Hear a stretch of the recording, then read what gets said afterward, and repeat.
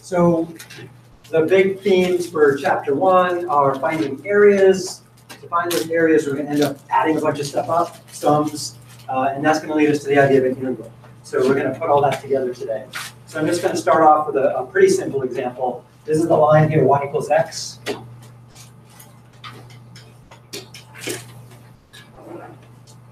And we could easily find the area because it's a triangle if I stop at any point, but I'm going to use the rectangle sum thing for now, and we'll compare that to the triangle thing in just a minute. So suppose I want to find the area under this particular curve, which happens to be a line, between 0 and 10. To do it, I'm just going to use, let's say, right-hand endpoints. So that means I'm going to build these rectangles here.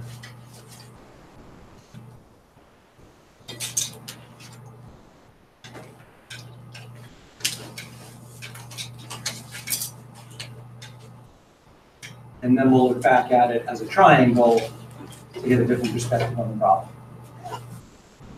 Because although a triangle works fine here, if this was a parabola, then that's not going to work so well. So bottom line is here, I've decided that my delta x here is going to be 1. And sometimes when we're finding areas, we think about what delta x is. Other times what we do instead is we look at the length of the interval and we decide how many rectangles we want, which we're going to do next. Let's see, ends appearing on me. Come on. There we go.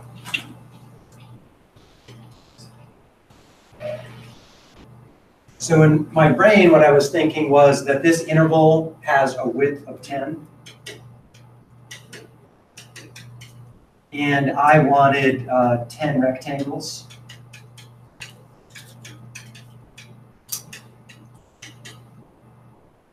And so usually I'm going to use the letter N to denote how many rectangles I want for my sum. So, you know, maybe I want 100 rectangles because I want to do a better job approximating it. Maybe I want 1,000 and I'm going to find a computer to help me. So then 10 goes into 10, giving me 1 is the width. So we're going to do that again for some other problems. Bottom line, the area of a rectangle is base times height. And for us, our base is always going to be our delta x, and our height is always going to be the function value at some point in that interval. And sometimes we'll pick the right point of the interval, sometimes we'll pick the left point, sometimes we'll switch back and forth. But the bottom line, it's the function, the y value, that tells me the height of my rectangle. With me? Right, so like this rectangle right here, delta x equals 1 is my width, and my height, it comes from f of 6, which happens to be 6. So what's the area of the first rectangle? 6. The first rectangle, sorry. 1. 1. And the second rectangle? 2. And the third one? 3. Okay, so I picked this example for that reason, because it's super easy sum. So what I'm going to end up doing is when I sum my delta x's times f of x, I'm going to end up with a 1 plus a 2 plus a 3, all the way down to the last one, which is 10.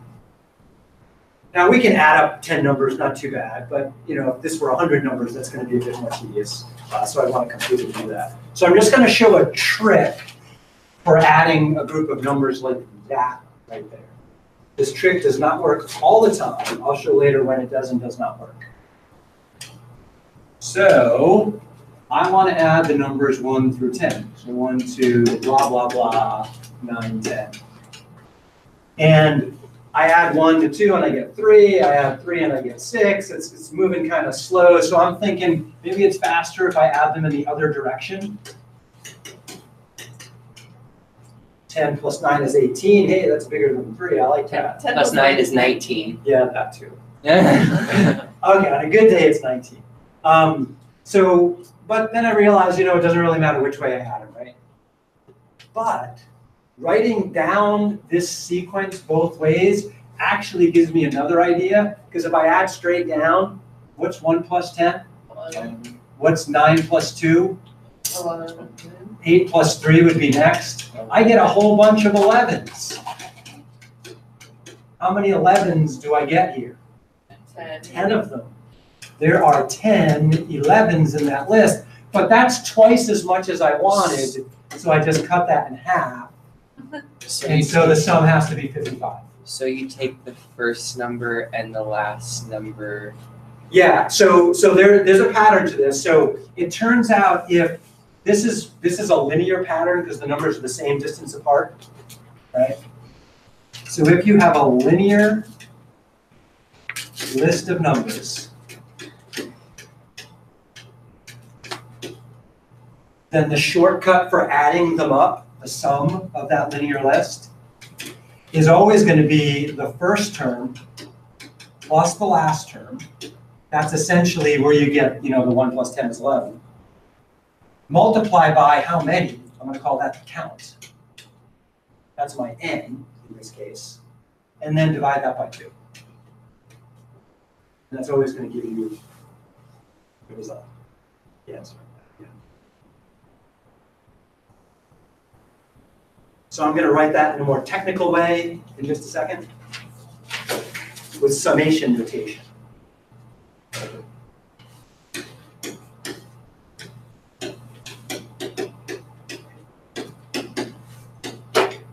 You're going to see a lot of this over the next couple of chapters in homeworks. So summation notation is that capital Greek sigma.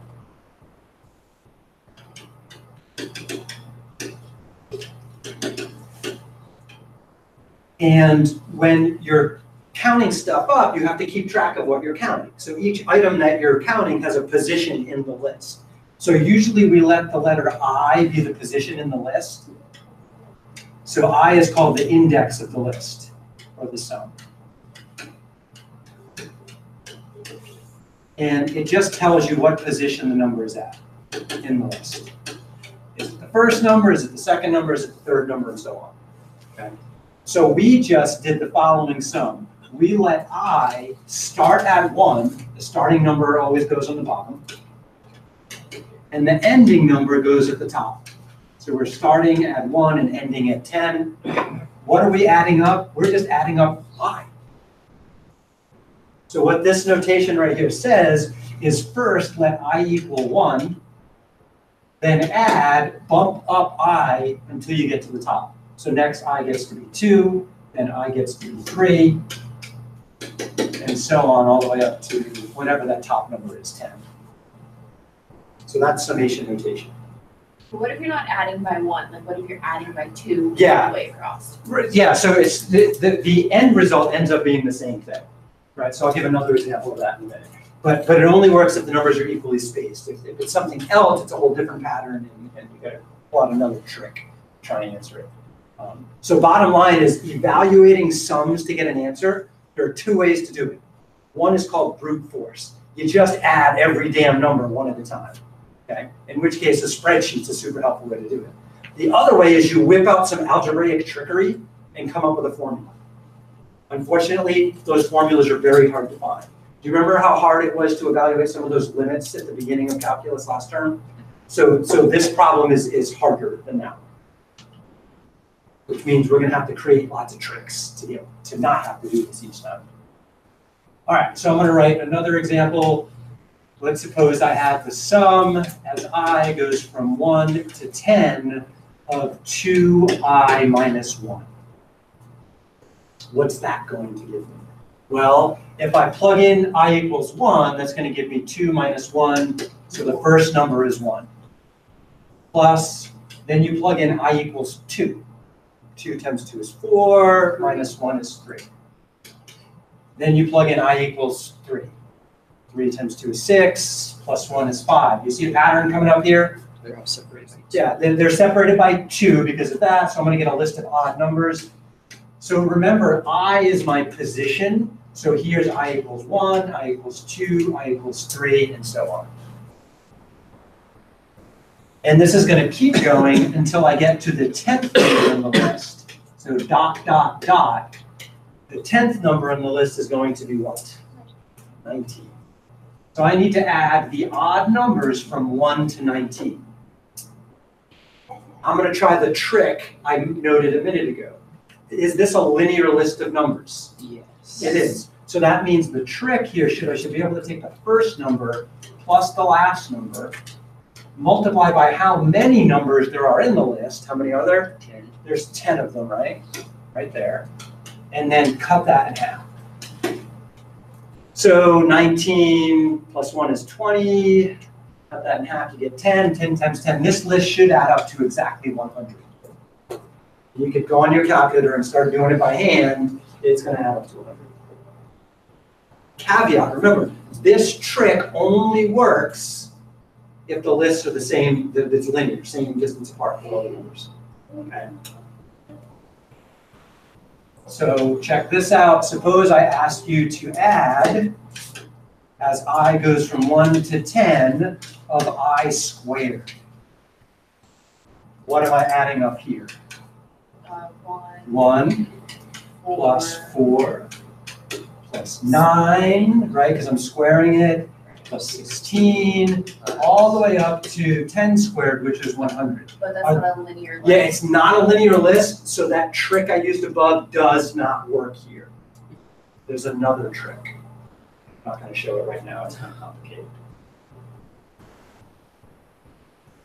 So we'll look it up when we need it. All right. Do another one. New page. Sum as I goes from 1 to n of I. Okay, so slight problem. I went up to n. What's n? It's n. It's just n. So that means I have to add 1 plus 2, keep going all the way up to n, whatever n happens to be. Is this a linear list? Yes. Yeah, so that trick works. What's the first number? 1. What's the last number? And N. N. How many numbers are in the list? N. N. Divide by 2. So there's a formula if you're adding the index. And I'm going to rewrite it again. If I distribute the n through, I could say it's n squared plus n over 2. So it turns out when you add up a linear list, you get a quadratic function for the type of number you end up with. If you add a quadratic list, it turns out you get a cubic. If you were to add a cubic list, guess what you might get? A fourth power equation, and they get more complicated each time, and they're kind of hard to figure out, but there's an algorithm to find them. All right, so this is part of our task. So 2 things we're getting used to. 1, we have this summation notation, which takes these big, long lists of numbers and writes them in a very compact form. And we're going to need that compact form to evaluate some stuff. Let's go back to the problem we were looking at in the beginning, which was that straight line. Bring this into a new page. Let's see, Control-C. New page. All right. So we did a sum on this right here, and we used, again, we decided to split it into 10 intervals on the interval from 1 to 10. So we had the sum as I went from 1 to 10 of, let's see, my function here is y equals x. So I have x becomes I in this formula because I is my variable for summations. So that's the height times the width, which is 1. Okay. So that right there is my f of x, and this right here is my delta x in that formula. And using those rectangles, this is now an approximation of the area. It's not the exact area. It was an overestimate, right? We got, was it 55? Yeah. Okay. Now, we happen to know that this sucker is a triangle, and we know the base of the triangle, and we know the height of the triangle, right? So we can use the area formula for a triangle. So what I get here is that the area is equal to the base, 10, times the height, 10, divided by 2. Okay, so that means the actual area is 50. We approximated with an overestimate of 55. If we used more rectangles, would we get a better answer? Yeah, so we're going to try using more rectangles and see what happens. So what I want to do here is I'm going to just try that again. Oops.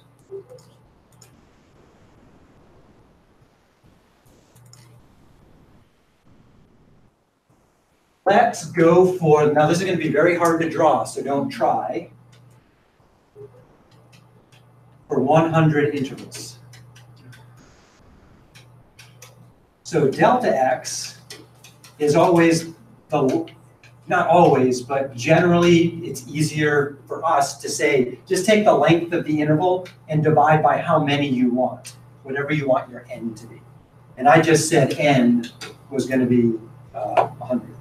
So that means my length of the interval is 10, divide by, I want 100 intervals, so that means delta x should be 1/10.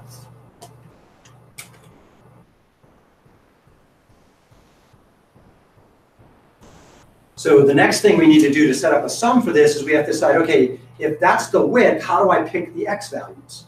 Well, usually you'll be told something like use right endpoints. So I'm going to say let's just use right endpoints. But sometimes we'll use left endpoints, sometimes we'll do what's called an upper sum, sometimes a lower sum, and I'll show some other examples of those. So if I'm going to use right endpoints, that means my leftmost number, let's call that x0, that's the beginning of the interval, that is 0. The 100th x value that I'm going to pick, that's the last number on the interval. What number is that on the interval here? 10. That's my 10. So what I need to do is every 1/10, I need to start here and get to there.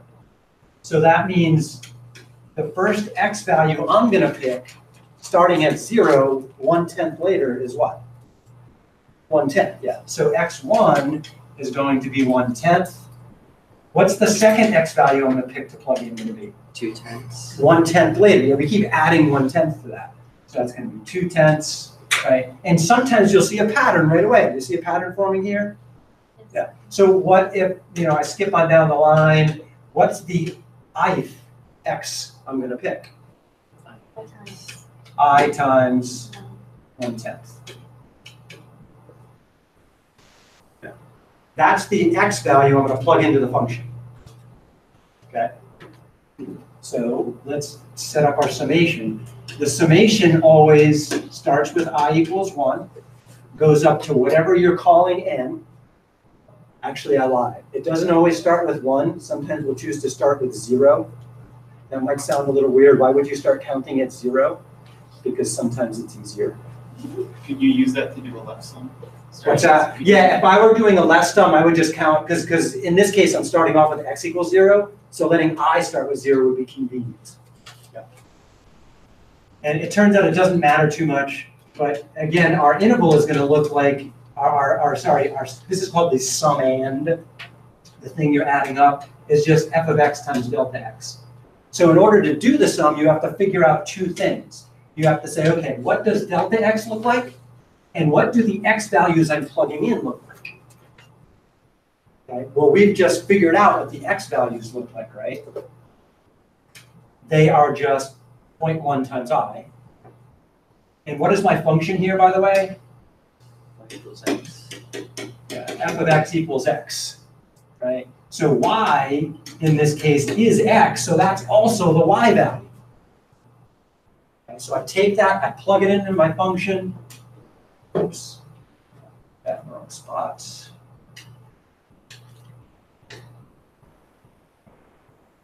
Switch color.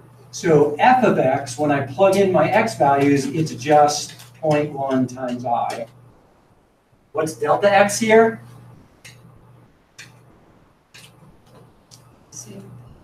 Almost the same thing. It's just 0.1. Yeah, delta x here was just 0.1. Everyone is the same size. So those are the things that I need to add up as I goes from 1 to 100. Okay, so let's clean this up a little bit.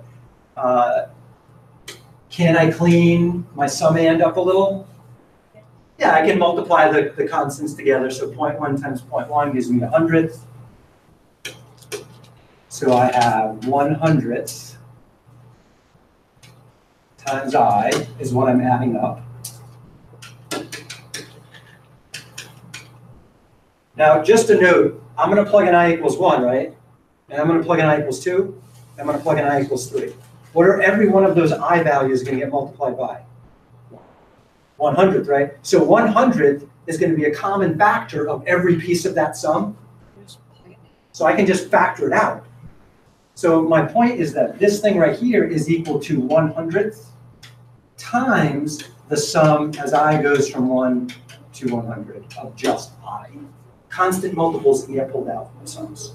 Right? Just double check. If I write this out, it's going to be 100th plus 200ths plus 300ths plus all the way down the line until I get to 100 hundredths. And every one of those has a factor of 100th that I can just pull out. Cool. So this means I could rewrite that as 100th times 1 plus 2 plus 3 all the way up to 100. And again, this one up here went all the way up to 100 hundredths, which is 1. Do we have a shortcut for evaluating this? If we don't have to add up 100 numbers, we get a shortcut. The shortcut for this part right here, and even that part up there would work, is to take the first term, add it to the last term, multiply that by how many there are. How many numbers? There's 100 of them. Right? That's usually our number up there, but not always. And we also have to remember that we have the 100th out here and divide by 2.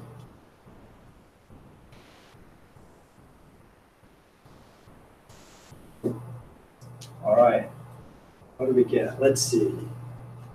101 times 100 divided by 2. That's 50 times 101. That's like 5,050 divided by 100. 50.5? Yeah. Okay. So our first estimate with 10 rectangles gave us 55. Our second estimate with 100 rectangles gave us 50.5. What is the actual answer we happen to know? 50. Now, we usually don't know the actual answer. Just I picked the simplest possible problem here that we do. If this was a parabola, we'd be out of luck. We wouldn't know the exact answer yet. So does that mean we can eventually get 250 or pretty close to it? You got it. How? Well, 2 ways to think about that. One way, that's a blank one. One way to think about it is just let delta x keep getting smaller, right? In other words, we're taking the limit as delta x goes to 0. I knew you were going to say that. Or we could say just let n get bigger. So we can take the limit as n goes to infinity. Okay, usually the approach people take in this problem is our main focus is really on letting the width of the rectangles get smaller. Okay, so there are 2 ways to look at the same problem. So it turns out that the actual area where we've just gotten approximations is found by taking the limit as delta x goes to 0 of these sums that we're doing. And what do the sums look like? Well, they always look like this. I is going to go from usually 1 to n, and then you're going to have f of x sub I, because every x value is going to be a little different, right? So it gets a subscript times delta x. N, in this case, actually depends on delta x, right? So the n also has its own formula. It's the length of the interval divided by whatever delta x is.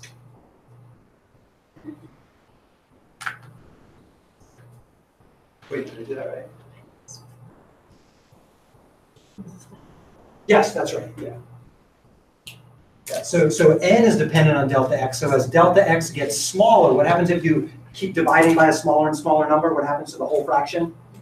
It gets bigger and bigger and bigger, yeah. So n is going to go to infinity as delta x goes to 0. So that's why I said there's two ways to look at this problem. Okay. This right here is often called a Riemann sum.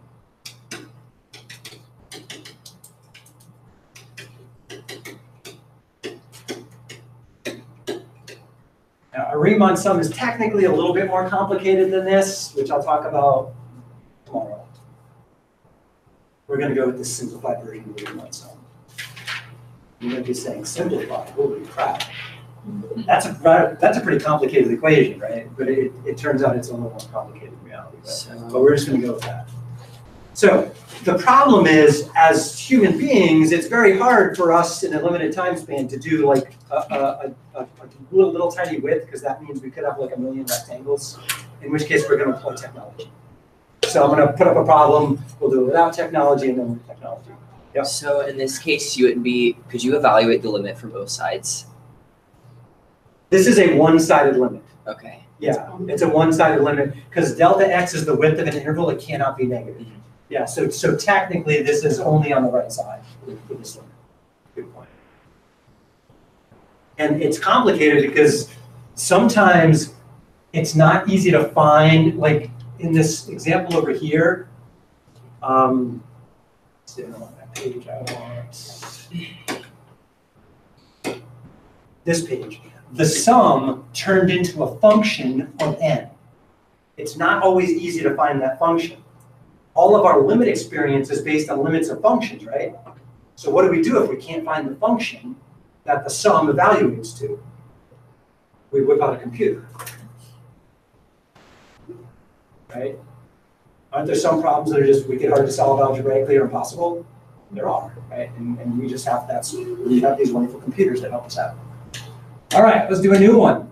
Let's try f of x equals 4x minus x squared on the interval from 0 to 4.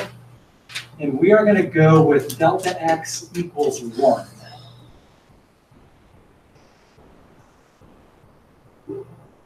So quick sketch of this function here. It has zeros when x is 0, right? Or when x is, anyone tell by looking? 4, yeah, if you factor that, you can pull out a 4x, sorry, you can pull out an x, oops, do that.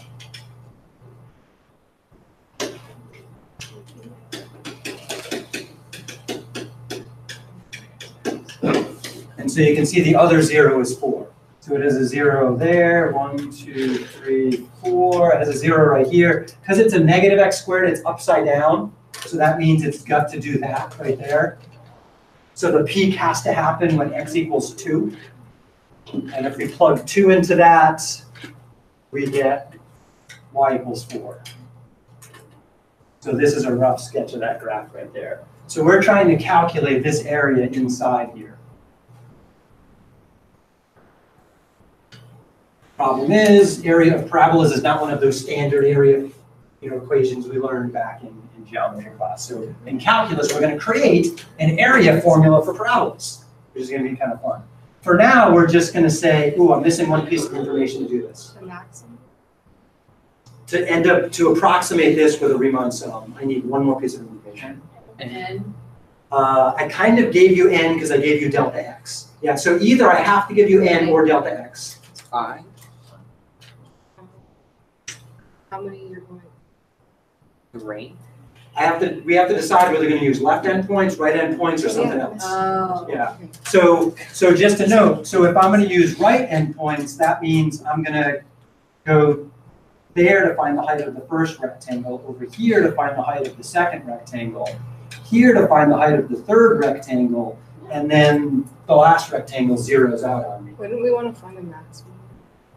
So we can pick the right or the left? so It turns out I don't have to find the maximum. No, I just have to decide where my rectangles live and how I'm going to find the height of each rectangle.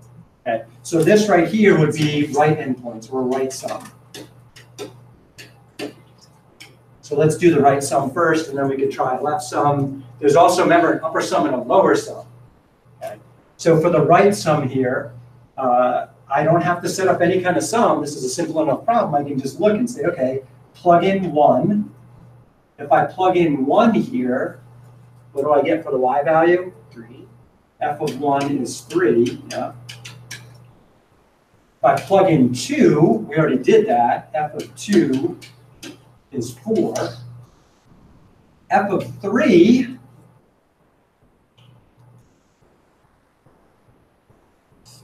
due to the symmetry of a parabola is also 3, but if you get 12 minus 9, which is also 3. So F of 3 is also 3.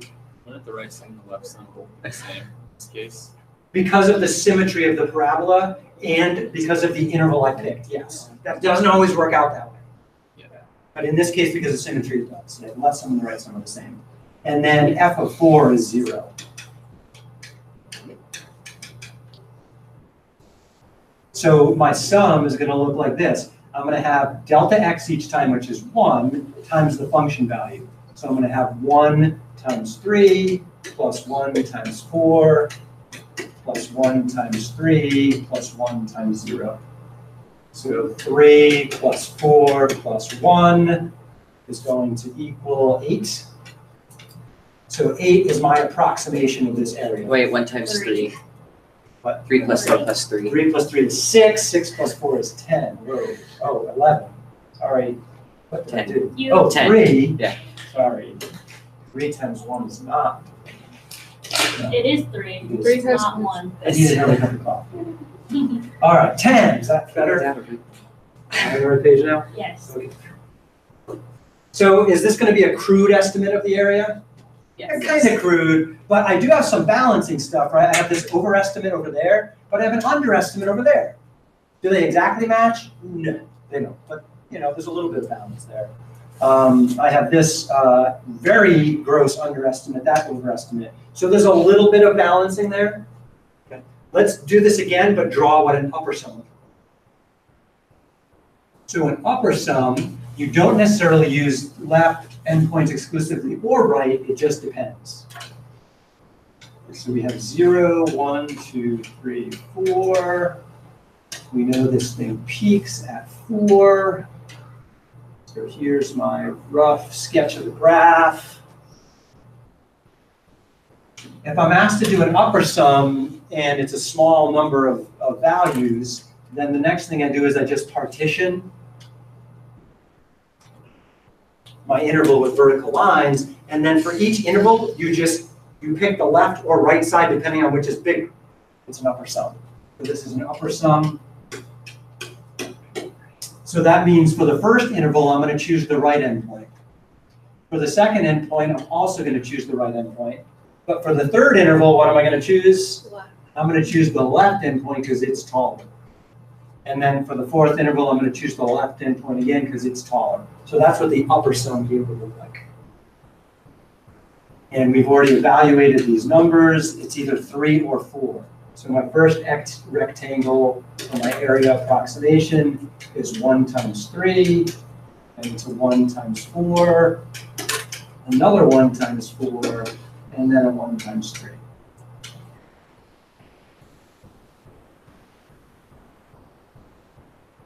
$14? 6 plus. Just a note on a lower sum, there you would pick the lower endpoint each time. So there are lower sums. The lower sum, well, the lower number there is 0. The lower number here is 3. Lower number here is 3.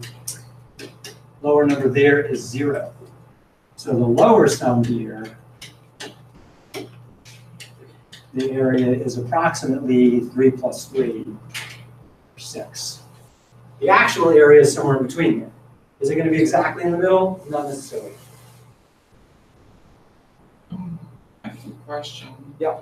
To get a more accurate number, could you add up the left, right, upper, and lower sums and then divide by 4? Average all 4 of them, certainly. Yep. That's an excellent approach you could take. And people have done all kinds of interesting tricks for when they can't find the limit of the sum to use numerical techniques like that to get better and better answers. And the other thing we're going to do right now is we're going to just have more rectangles, make delta x smaller. Okay, so this is where we're going to need a computer. So let's do this again, and I'll show you how to use GeoGebra to do this. So new page, oops, we'll do it on time, plenty of time, right? So we're going to stick with the same function, f of x equals 4x minus x squared. We're going to stick with the same interval from 0 to 4. Before I let delta x be 1, here I'm going to let delta x be 1/10.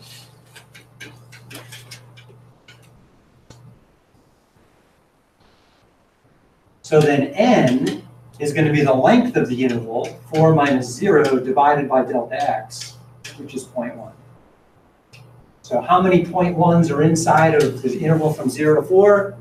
There's 40 of them. So we're going to set this up a couple of different ways.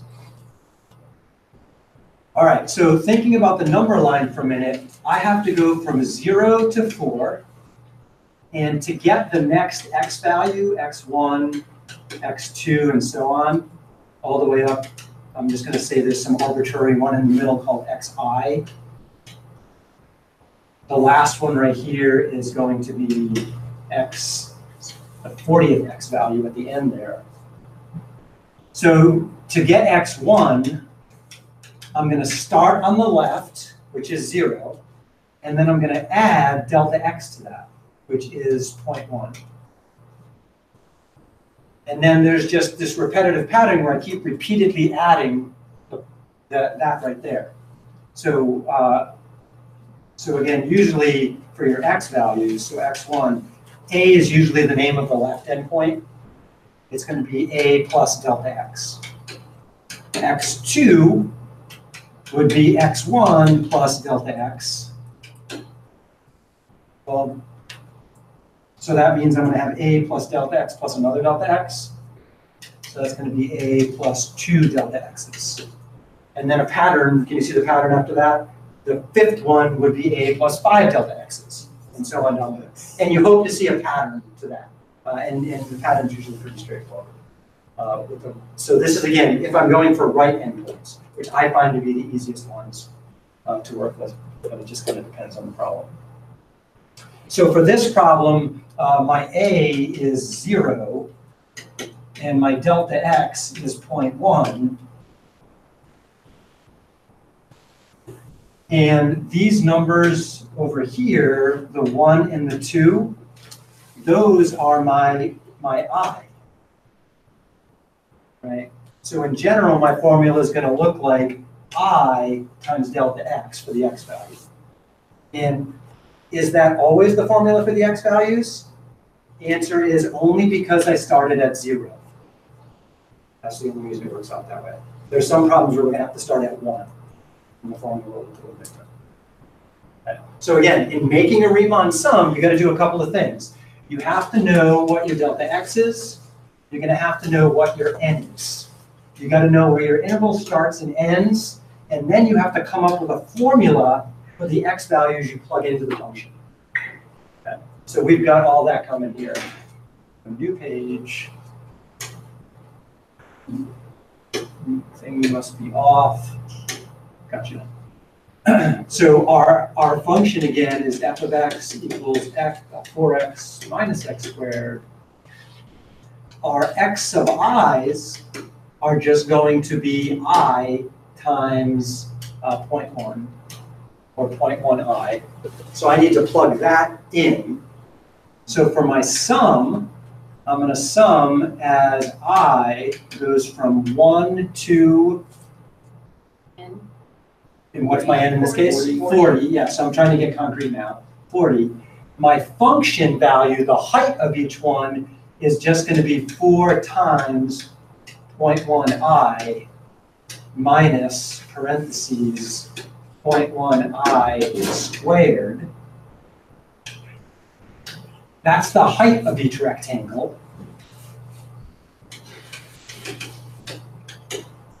The next thing I need for the rectangle is the width. What's my width? 0.1.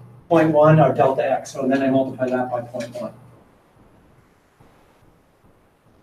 So when I'm looking at this, I see, oh, it's kind of nice that I have an I sitting there because I know how to add up i's. There's a shortcut formula. I'll give you in a minute a shortcut formula for I squared. Or, no, sorry, I was going to get that tomorrow. There is a shortcut formula for I squared, but otherwise I have to ask, I don't have to, but I'm going to ask a computer to do this for me. Let's do that in a couple of different ways. All right, so my recommendation here is GeoGebra. And the first thing I'm going to do is GeoGebra does have a sum function. So I go to GeoGebra. I don't necessarily need the function in, actually I'm using a different function, so I can get rid of that in a minute. But when I start typing something in GeoGebra, it says, oh, which kind of sum do you want? And the fourth one in my list is kind of what I want. It says, what is the expression you're adding up? We just derived one a second ago. What is the variable you're using? Where are you going to start that variable? Where are you going to end it? Right? So it's basically, this is a summation.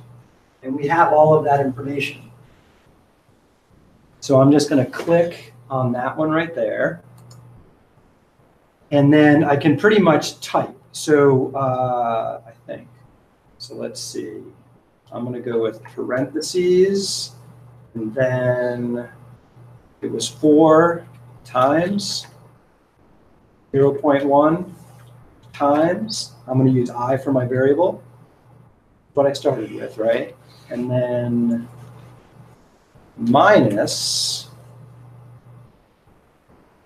what was it next? That's 0.1 I squared. So I think I need another parentheses, 0.1 times I squared. So that was the function value. And then I needed to multiply that by 0.1. Oops. And some systems freak out if you don't put a multiplication next to a parentheses. I can't remember if GeoGebra does or not. Then it wants to know what's the variable I'm using. So I just say use I. Where do I want to start I at? I'm starting I at 1, and I'm ending I at 40. So GeoGebra says that then the sum should be about 10.66. Okay. Before we were looking between what, 6 and 14? What's right in between 6 and 14? 10.46. 10. Yeah, so is this the exact area? No, but it's a better approximation than I had before. Okay, so this is how to enter. If you have a complicated sum, you need to enter it. You have the sum you can plug in. So I'm just going to write that under here. In GeoGebra.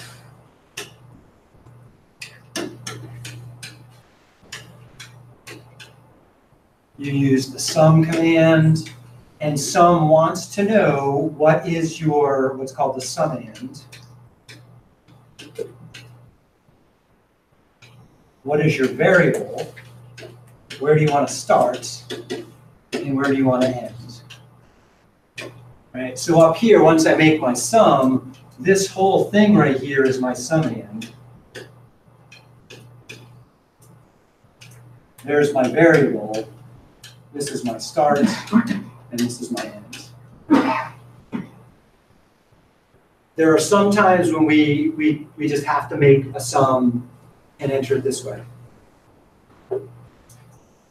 I know this is slightly painful, but we'll get through it. All right, ready for an easier way? Sure. Okay. Easier way is GeoGebra has a bunch of commands built in for specifically dealing with sums inside of functions, based on functions. So it basically creates the summand for you.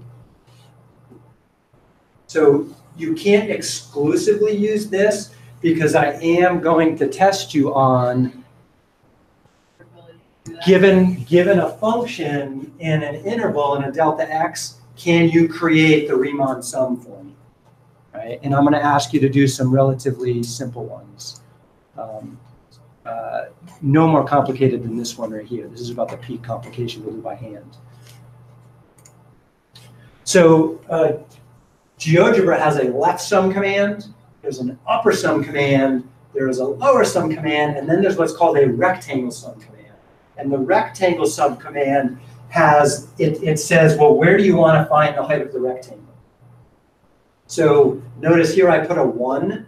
That means go all the way to the right side of the rectangle, the interval. If I put a 0, guess what it would do? The left side. Go all the way to the left. If I put a 0.5, guess what it would do? Right in the middle, yeah.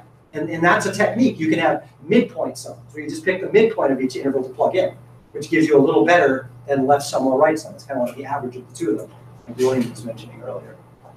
So I usually use rectangle sum, because then I can pick by the last number whether it's left, right, or somewhere in the middle. Okay. So I'm going to try that right now.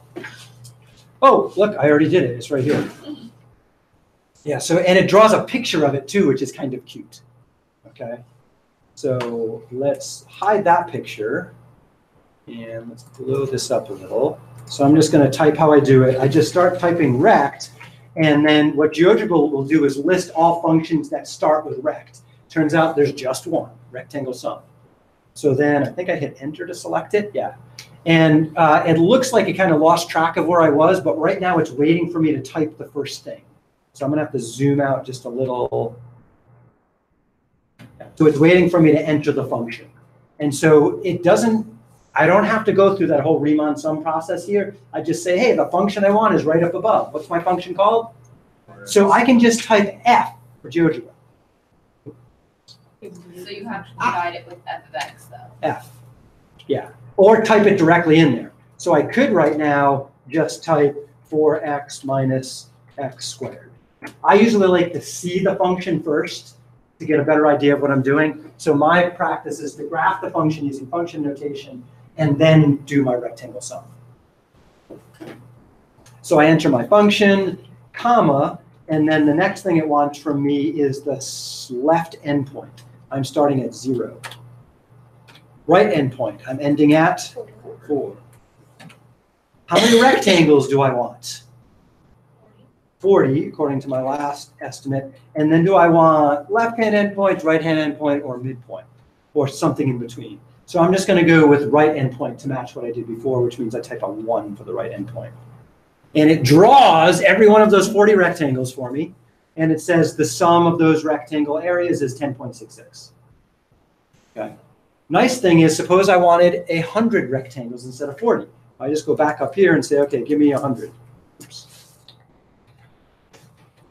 And it tries to draw it, right? It's hard to see, 10.6656. Oh, okay. I want 1,000 rectangles. Eventually, I'm going to break GeoGebra by giving it, two. Whoa, I mean, it's just a blur now. 10.66656. Does it look like my sum is approaching a limit as delta x goes to 0? Yeah. Anybody want to take a claim as to what you think that limit is? 10 2/3, 10.66666? Yeah, probably 10 2/3. I crashed it. Okay. And yeah, eventually you're going to crash it. It's going to freak out and say, sorry, cannot compute. Something weird will happen. But it's pretty cool that it does this, isn't it? Okay. So this is going to be a very helpful numerical tool in working on your homework. And we're out of time for fun with math. So let's see. Oh, I forgot I was going to go over a homework problem from, I'll extend the homework another day. Was it the one that? A few people there are a bunch of ones people got stuck on. So, and they were all pretty similar. So in the review assignment, there were the problems that you had to apply the antiderivative twice in a row. And that was like problem number 7 was like that. Problem number 8 was like that. Problem number 9 was like that. Problem number 10 was like that. So I'll extend the homework another night. Give it another try. You just have to be really careful when you do it. I posted, let's see, I emailed somebody a solution to number 7. I'll post that in the forum for everyone else to see. And then if somebody posts a question about one of the other ones to the forum, then one of you could apply for extra credit to answer it. If nobody else does, then I'll answer it tomorrow in class. Okay. All right, have a good day, do great math and other good deeds. 7 questions in and couldn't answer the question. I felt really bad about myself. It's okay.